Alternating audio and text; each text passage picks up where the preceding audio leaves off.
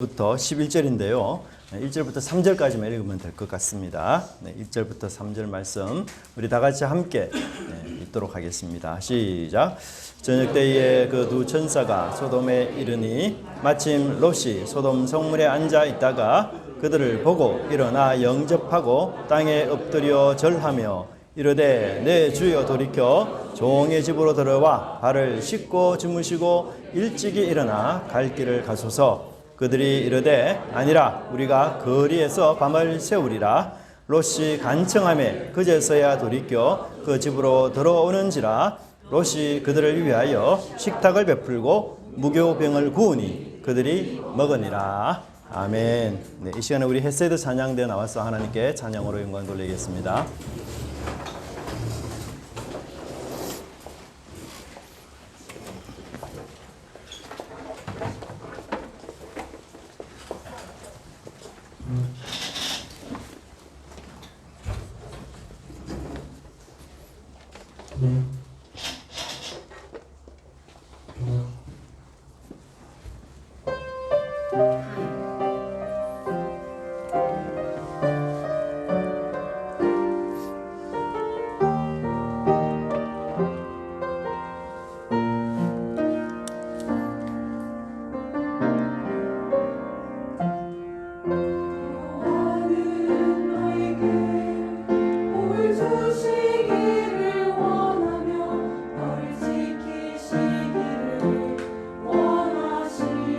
원하시며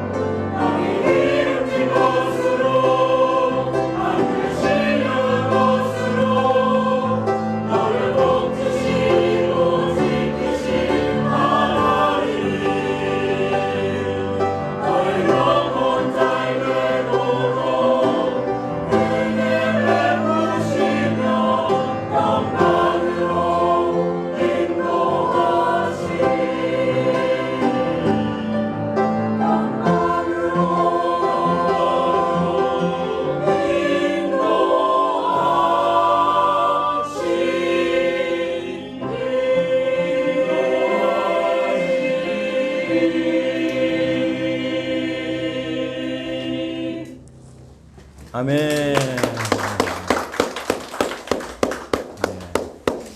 네. 화음도 너무 잘 좋으시고 은혜로운 찬양 진짜 너무 감사합니다. 예, 우리 성가대가 일치월장 지금 계속 날아오르는 그런 느낌이 듭니다. 우리 함께 좀 인사했으면 좋겠습니다. 만나서 반갑습니다. 한 번 더 인사했으면 좋겠습니다. 환대의 사람이 됩시다. 환대의 사람이 됩시다. 네, 환대의 사람이 됩시다. 자, 우리가 방금 읽었던 이 19장의 주인공은 바로 롯입니다. 그리고 그의 무대, 즉 장소도 소돔이라는 도성이죠. 그래서 이 19장은 아브라함과 별 상관이 없는 그런 사건으로 생각하기가 쉬운데요. 사실은 그렇지 않고 본문에 이 기록된 사건은 특별히 아브라함의 중보기도, 이 중보기도에 하나님이 어떻게 응답하셨는가를 잘 보여주는 그런 말씀이기도 합니다. 그래서 하나님께서 이 소돔과 고모라 성을 다 멸망시킬 때에 사실은 롯이 거주하는 성을 뒤엎을 때라도 아브라함을 하나님이 생각하셔서 아브라함이 했던 그 중보기도 하나님께서 생각하셔서 이 롯을 구원했다라고 그렇게 표현되고 있습니다. 또 이처럼 아브라함과 롯 그리고 소돔과 고모라는 굉장히 대조되는 인생을 살았다라는 것도 함께 보여주고 있는데요. 이 18장에서는 하나님께서 아브라함에게 나타나셔 정말 복의 말씀을 주셨습니다. 이삭이 있을 것이라고 약속하셨고 그리고 소돔성 사람의 죄가 심히 크다 이렇게 말씀하셨는데 이제 19장에서는 이 소돔과 고모라가 심판을 받게 될 뿐 아니라 사실 롯이 모든 것을 다 잃어버립니다. 그리고 자신과 그의 두 딸만 겨우 구원 얻는 이런 참 비극을 우리가 맞이하는 것을 보게 됩니다. 그런데 성경 저자는 하나님께서 그들을 찾아오는 시점도 각각 다르다라고 이야기하는데 18장에서는 하나님께서 언제 아브라함을 찾아오시는가 하면 날이 뜨거울 때 이렇게 찾아오셨어요. 그런데 19장에서는 하나님이 언제 롯을 찾아오십니까? 저녁 때에 이렇게 말하고 있어요. 근데 이 아브라함의 낮 그리고 소돔의 저녁 이것은 묘하게도 그들의 운명과 정확히 유사되는 이런 개념이 있습니다. 즉 낮에 하나님이 아브라함을 찾아오셨는데 그들에게는 그와 함께 사라에게 이삭의 출생이 있을 것이라는 아주 기쁜 소식, 희망의 소식, 환희의 소식 전해 주었던 반면 어두운 저녁에 롯을 찾아오신 이 두 천사는 이 소돔의 아주 어두운 죄악을 보았고 결국 캄캄한 밤처럼 이 소돔과 고모라가 멸망으로 이 절망의 땅이 될 것이라는 것을 나타내기도 합니다. 그래서 이 여인 아브라함에게는 희망과 기쁨을 싹 트는 이런 시간인가 하면 반면 악인들에게는 그들의 거처지와 또한 화려한 문명을 자랑하는 이 도시 이것이 바로 절망의 땅으로 그렇게 변할 거다 이렇게 말씀하고 있습니다. 그래서 오늘 본문에서는 이 소돔성에 사는 유일한 의인 정말 의인 10명이 없어서 멸망하는 이 심판받는 이 소돔성에 소수의 의인들의 운명은 과연 어떻게 될까? 참 우리도 어찌 보면 악인들이 득세하는 세상 속에 살아가고 있지 않습니까? 그래서 그 속에 사는 롯을 찾아보면서 우리도 어떻게 우리 인생을 살아야 될지 고민하는 그런 시간이 되었으면 좋겠습니다. 첫 번째로는 진짜 성공한 인생은 과연 무엇인가? 그것을 한번 살펴보겠습니다. 이 두 천사가 저녁에 소돔성에 도착했을 때에 롯은 어디에 앉아있다고 이야기하고 있습니까? 성문에 앉아있다 그렇게 말합니다. 여러분 우리가 롯이 성문에 앉아있다 대수롭지 않고 평범한 일로 그냥 성문에 롯이 앉아있겠지 이렇게 생각하지만 사실은 그렇지 않습니다. 그 당시 배경으로 보면 성문에 앉아있다는 것은 성의 지도자 특별히 백성들의 이 법적인 문제를 재판하고 판결하는 그런 지도자의 위치에 있다라는 것을 말해주고 있어요. 여러분 고대 근동에서 성문은 가장 넓은 광장입니다. 가장 넓은 장소입니다. 그러니 그곳에서 이 시장이 열리기도 하고요. 또 사업도 있고요. 또 재판도 하고요. 그런 장소가 바로 성문 가장 넓은 장소였어요.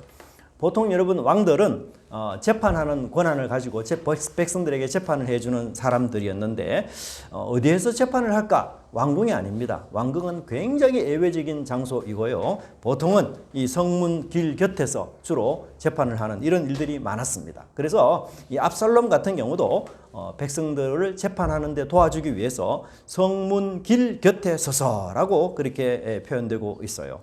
그래서 성문 앞에서 왕과 함께 장로들이 있다가 이 백성들의 고소 사건, 재판 사건을 함께 풀어나가는 그런 일들을 감당했습니다.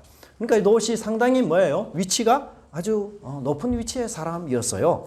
이 소돔성 사람들 가운데서는 아주 지도자급에 해당하는 출세한 그런 외부인이었고, 소돔성에 있는 사람 누구나 다 아는 그런 아주 유명한 인사가 바로 롯이었습니다.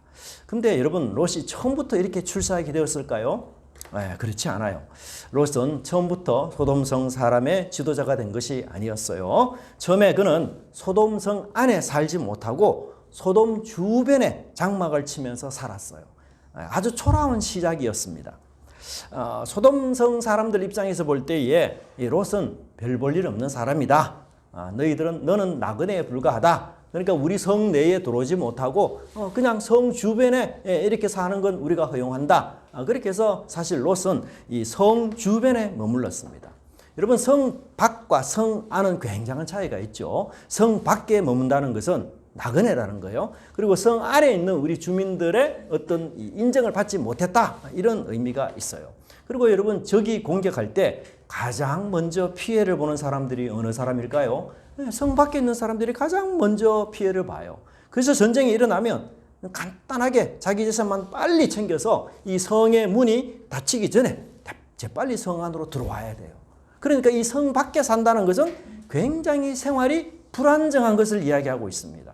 이 재산을 유지하기가 여의치 않다. 이런 뜻이 있어요. 그래서 그런 지역에서 사실 롯이 살았습니다. 한동안. 그래서 이 나그네요 또는 떠내기에 불과한 그런 사람으로 롯이 살았던 것이었어요. 그런데 아마도 이 롯의 지위나 어떤 경제 여건들이 점점 좋아진 것 같아요. 그래서 이 14장 12절에 보면 소돔에 거주하는 이라는 단어가 여기에 붙게 됩니다. 이 거주한다라는 말은 소돔성 안에 이제 본격적으로 그 주민과 함께 쉽게 말하면 이제 주민등록증을 얻었다는 거죠. 그래서 그 안에서 사는 사람이 되었어요. 그 소돔성 안에 여러분 들어와 살기 위해서는 소돔성 사람들이 대부분 인정을 받아야 돼요. 그래서 한동안 그는 이 텐트를 치고 뭐 야인처럼 막 그렇게 살았던 이 소돔이 이제 그럴듯한 집을 소돔성 안에 구하였던 거죠. 뭐 판자촌이고 텐트고 막 이런 집에서 이제 아파트로 이사를 한 것입니다. 정말 위험이 많이 도사리고 있는 이런 열악한 환경이었는데 이제 성 안으로 비교적 안전한 곳으로 이제 이주한 것이었어요. 당시 아마 롯이 사업도 잘 되고 그리고 경제적으로도 아주 넉넉하고 아주 풍족한 삶 이렇게 살았으니까 성 안에 있는 사람들도 자연히 이런 잘 사는 사람 우리 도시 안에 와서 살면 좋겠다 이런 생각이 들었겠죠. 그래서 인정을 받고 성 안으로 들어와 살았습니다. 근데 오늘 본문에 보면 그가 놀랍게도 소돔의 지도자가 된 것이에요. 여러분, 이런 자리 함부로 얻기가 쉽지 않습니다. 왜냐하면 롯은 철저하게 외부인이잖아요. 외부인, 이방인이에요. 환영받지 못하는 사람입니다. 뭔가 계기가 있어야 이런 높은 자리에 앉을 수 있는데 그 계기가 뭘까요? 바로 아브라함의 공로 때문이었습니다.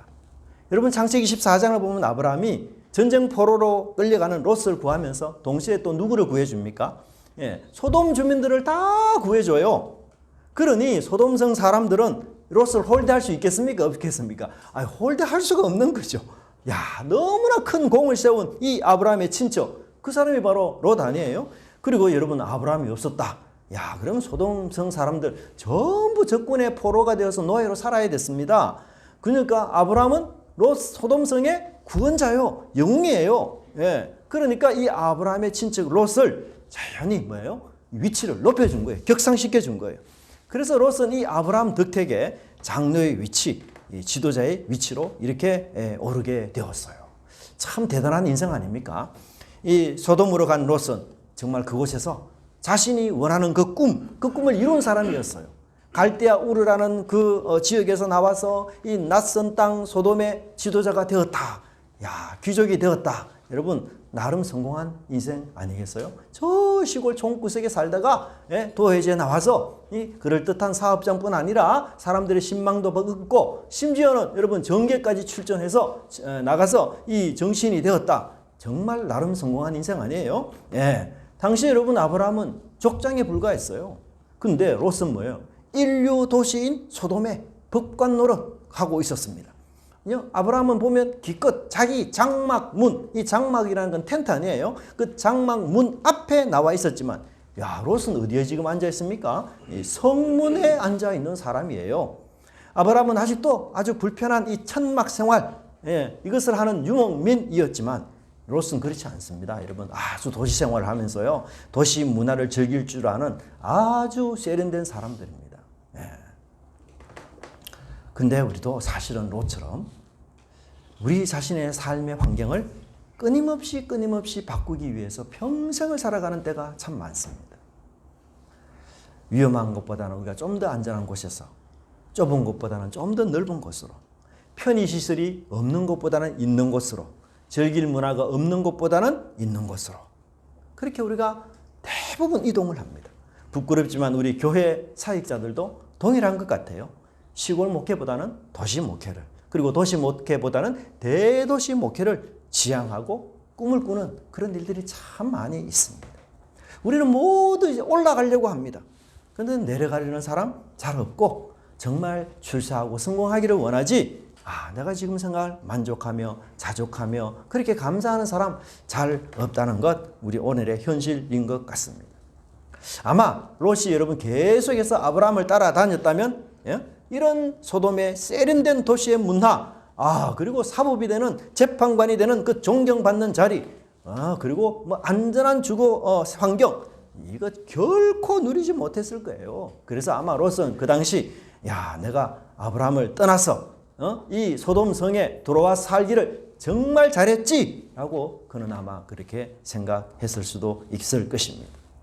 여러분, 롯과 이 아브라함의 삶의 질, 그리고 문화의 질, 그리고 그 주거 환경, 이런 것들이 여러분 갈수록 격차가 나지 않겠어요? 여러분, 우리가 가끔 초등학교 혹은 중학교 때 같은 교회를 다니면서 신앙생활을 하던 친구들 40년 만에 혹은 뭐 35년 만에 이렇게 만나는 경우가 있어요. 뭐 어떤 친구들은 만나보면 그때나 지금이나 뭐 비슷해요. 그렇게 나와 생활이 비슷하게 이렇게 살아가는 친구가 있는 한편, 어떤 친구는 정말 너무너무 잘 나가고 너무너무 높아져서 감히 그냥 범접하기 어려운 친구들이 있습니다.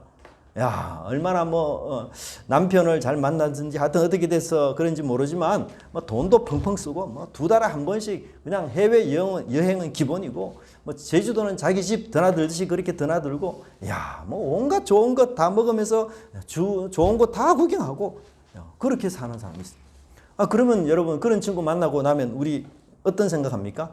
나는 그동안 뭘 했지? 내 인생 얼마나 초라한가?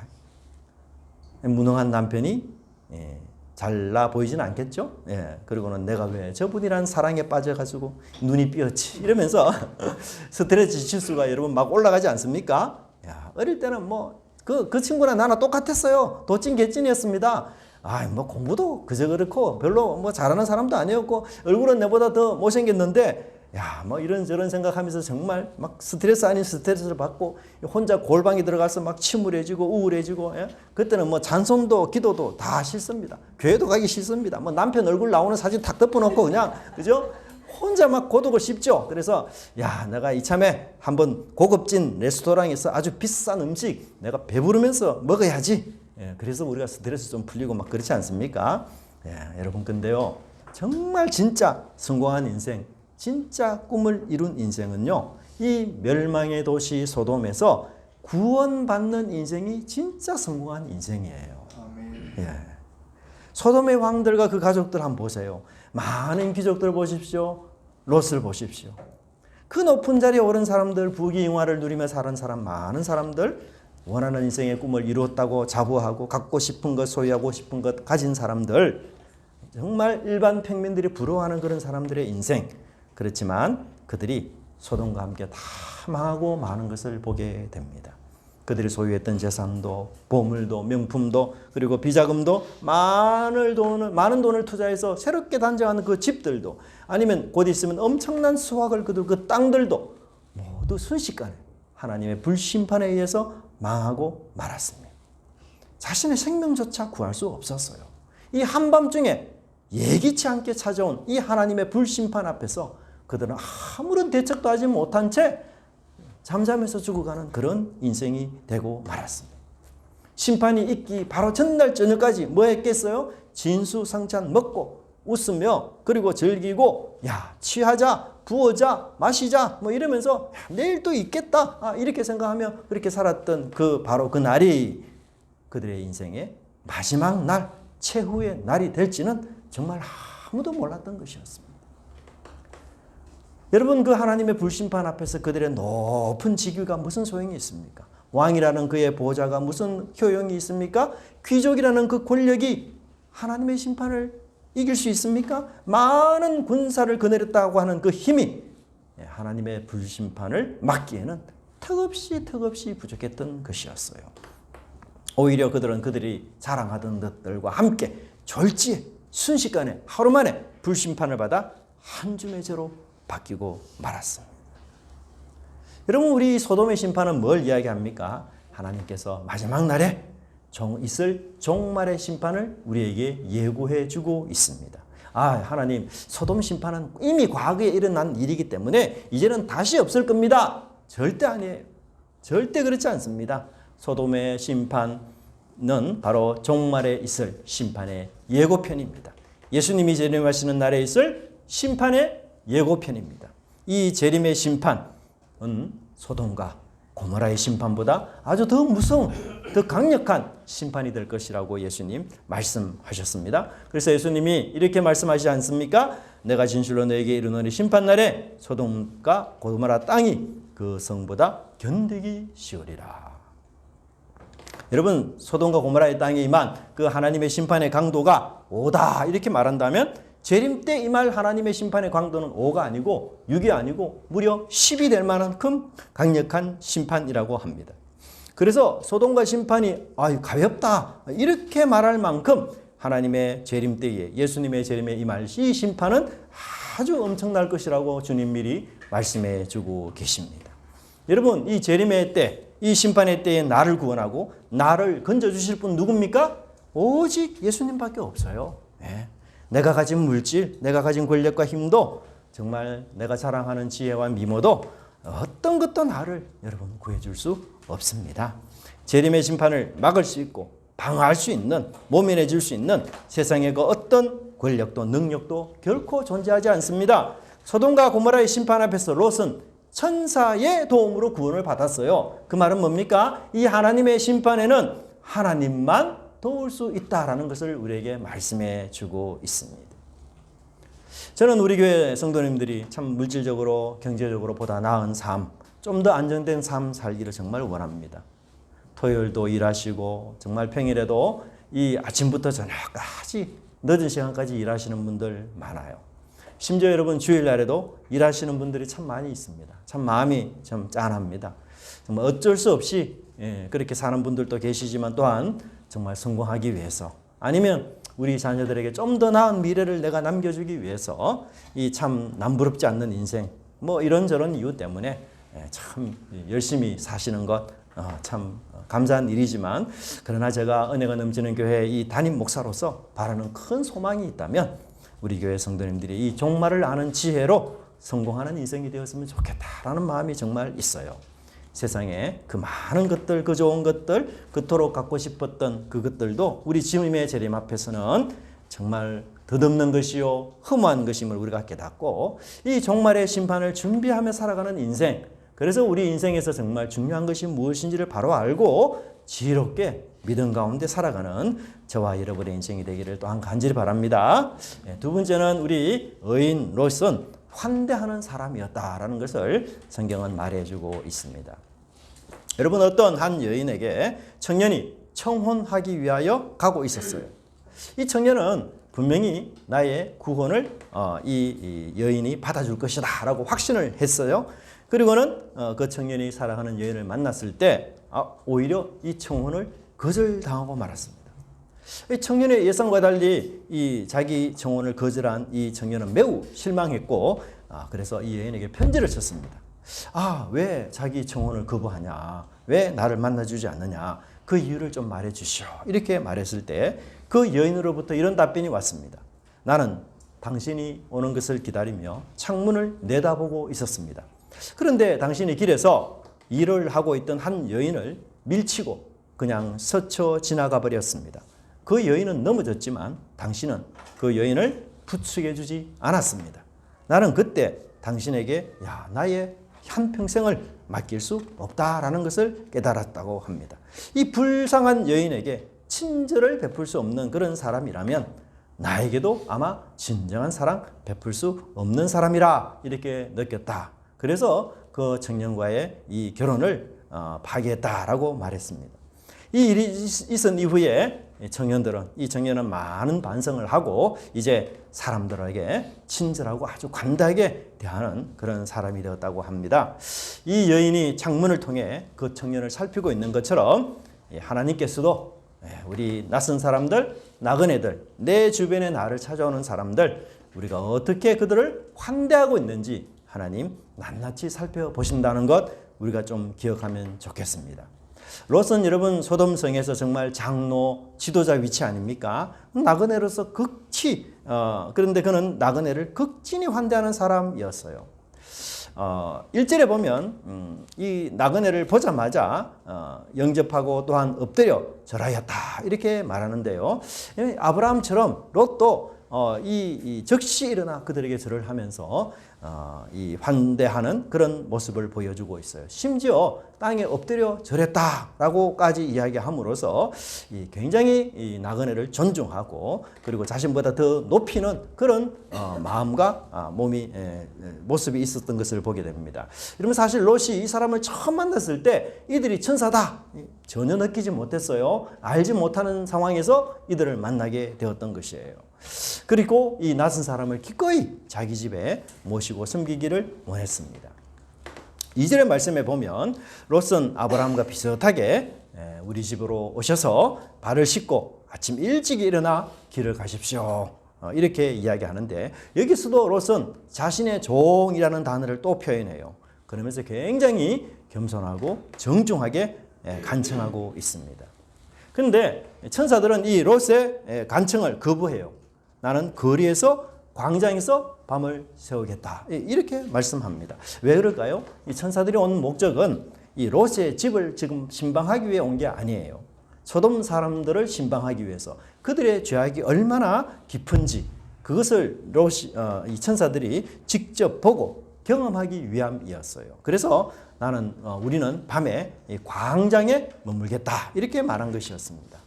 근데 롯 3절을 보면 여러분 롯이 물러서지 않아요. 다시 한번 간청합니다.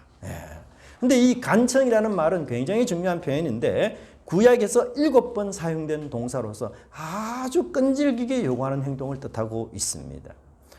요구를 들어주지 않으면 안 될 정도로 정말 집요하게 그렇게 끈질기게 요구하는 그런 자세를 이야기하고 있습니다.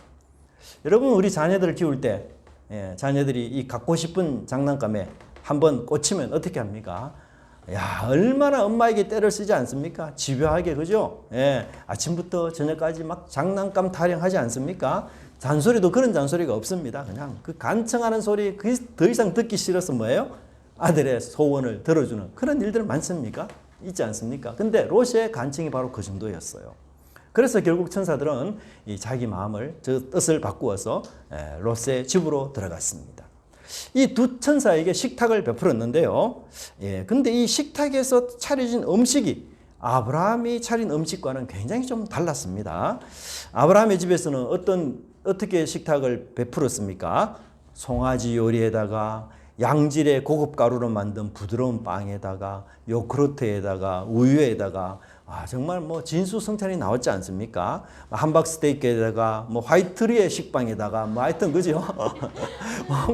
온갖 먹음직한 것 최선의 것 다 이렇게 준비해서 이렇게 이 두 천사와 하나님을 대접했는데 이 롯은 어때요? 기껏 무교병 하나요? 무교병. 여러분 물론 뭐 무교병 외에도 몇 가지 사이드 메뉴가 있었겠죠. 근데 이 롯데 식탁의 메뉴 치고는 너무합니다. 그죠? 무교병. 무교병 어떤 떡입니까? 누룩이 들어지 않는 떡이라서 굉장히 딱딱한 떡이에요. 네. 그래서 이 아브라함의 레스토랑과 이 롯의 레스토랑의 격차가 너무 나는 것을 우리가 볼 수가 있어요. 아니, 롯이 저녁에 그렇게 이 두 사람 간청해서 나그네 영접하고 싶습니다. 우리 집에 오세요. 막 이렇게 간청하면서 우리 집에 모셔놓고는 기껏 대접하는 게 무교병. 이 사람 겉과 속이 다른 사람인가? 우리가 이렇게 느껴질 수 있겠죠. 근데 지금이 어느 때죠? 저녁입니다, 저녁. 그래서 잠자리에 다 들 시간이에요. 이런 상황에서 급하게 만들 수 있는 음식은 사실 무교병뿐이었어요. 그래서 이 아브라함처럼 만약에 낮에 왔다면 이 풍성하게 음식을 준비할 수 있었지만 밤에 왔기 때문에 사실은 이 간단한 음식 그렇게 무교병밖에 드릴 수가 없었던 것을 우리가 보게 됩니다. 근데 이 롯의 집에 여러분 롯만 있을까요? 그렇지 않잖아요. 아내도 있을 것이고 심지어 두 딸도 있지 않겠어요? 근데 여러분 아브라함의 경우에는 어떻게 해요? 사라에게는 빵을 좀 구우시오. 종들에게는 아브라함이 잡은 송아지를 가지고 요리를 좀 하시오. 이렇게 해서 사실 아브라함의 집에서는 여러 사람들이 함께 힘을 합쳐서 이 손님을 대접하고 나그네를 섬기는 일에 최선을 다했어요. 근데 이상하게 이 롯의 레스토랑에는 음식 준비하는 사람이 한 사람밖에 보이지 않습니다. 롯뿐이다 라는 인상을 우리가 주고 있어요. 두 딸도 있지만 심지어 롯의 아내도 있지만 그들은 지금 손님 대접하는 일에 아무런 역할도 하지 않고 있어요. 그러니까 이 롯의 가정 안에서도 나그네를 대접하는 손님을 접대하는 미덕을 가진 사람은 오직 누구뿐이다? 롯뿐이다라는 사실을 우리에게 말해주고 있습니다. 롯의 아내들 그리고 두 딸들은 이 나그네를 대접하는 이 거룩한 문화 또 어려운 사람을 도와주는 이 선한 문화에 대해서 전혀 관심이 없다라는 것을 알려주고 있습니다. 이런 모습은 롯의 식구들까지도 이미 소돔의 그 악한 문화, 소돔의 그 무례한 문화, 자기만 아는 그 문화에 깊이 젖어 있다라는 사실을 우리에게 말해주고 있습니다. 그러니까 이 소돔성 안에는 롯 외에는 어떤 누구도 나그네, 이 천사를 영접하고 환대하는 사람이 아무도 없었다라는 사실을 우리에게 이야기해 주고 있습니다. 여러분 우리 고대 근동에서는 나그네를 영접하고 대접하는 것이 굉장히 중요한 예의 범절이었어요. 왜냐하면 고대에는 여인숙이라든지 여관이 발달하지 않았잖아요. 그러니까 이 나그네를 대부분 집에 모셔야 했습니다. 그래서 이 낯선 나그네를 우리 집에 잘 모시는 것 여러분 그 고대 근동의 대부분 사람들은 그것이 신의 축복을 받는 비결 중 하나로 여길 만큼 아주 중요한 매너였습니다. 왜냐하면 그 도시 사람도 결국은 낯선 도시에 가서 뭐 거래하거나 사업하거나 이러지 않겠어요? 그러면 자기도 도움을 얻어야 되거든요. 그러니까 이 낯선 사람을 도시에서 환대하고 영접하는 것, 이 도시의 명예가 걸린 굉장히 중요한 예의였어요.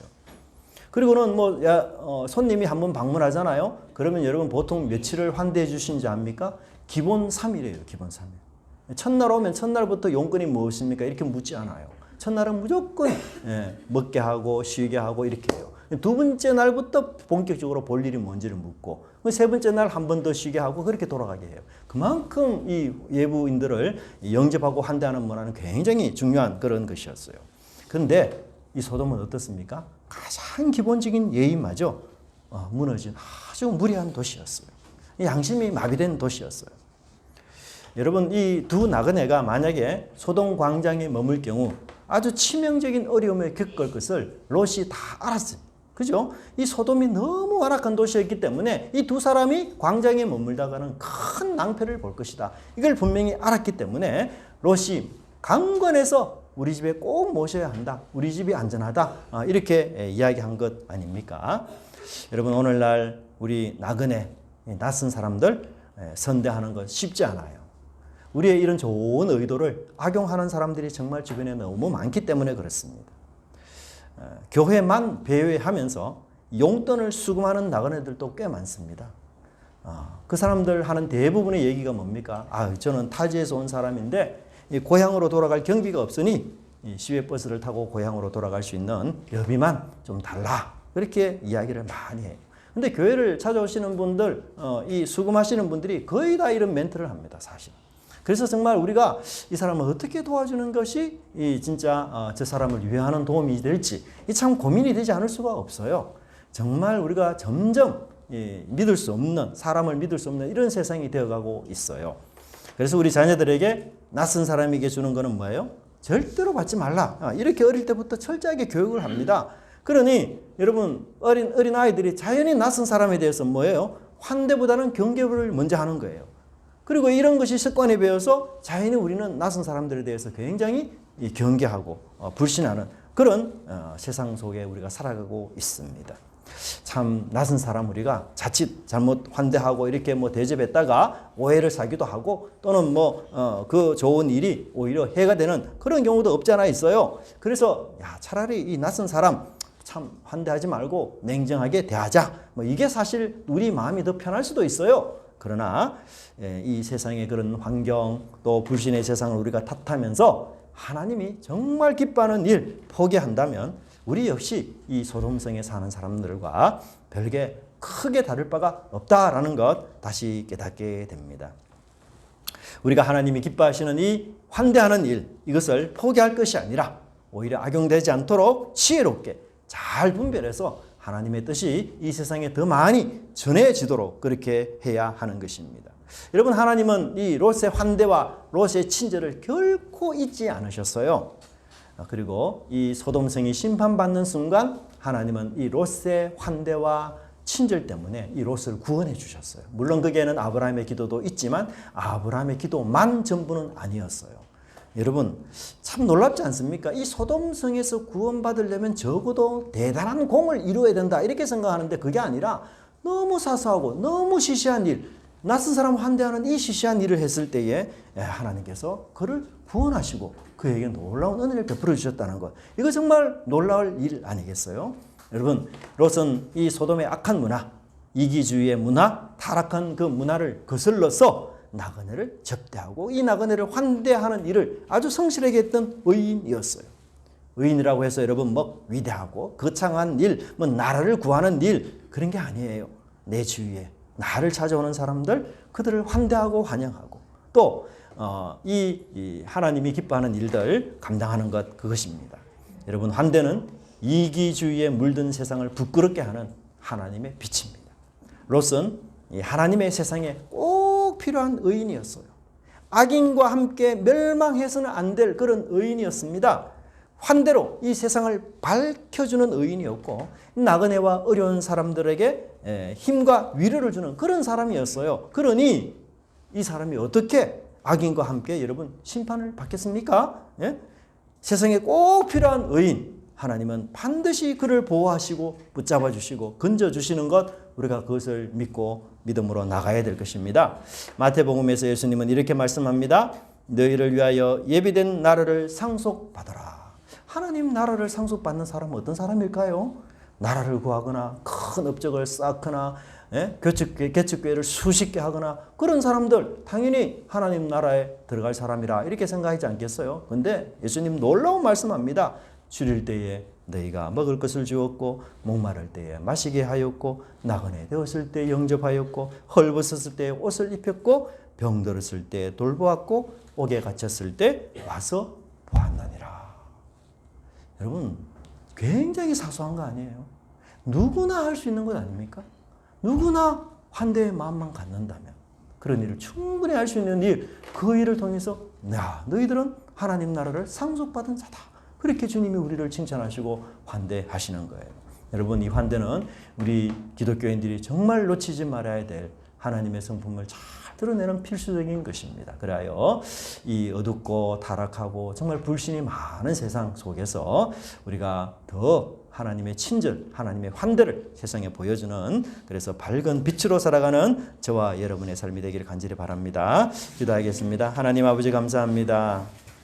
오늘 말씀을 통하여 정말 롯이 소돔성에서 나름 성공한 인생이었고 정말 잘 나가는 인생이었고 어떤 의미에서는 자수성가하여 성 밖에 있다가 성 안으로 그리고는 심지어 또 소돔성의 재판관이 되는 그런 높은 자리까지 있었지만 그는 이 소돔성의 멸망과 함께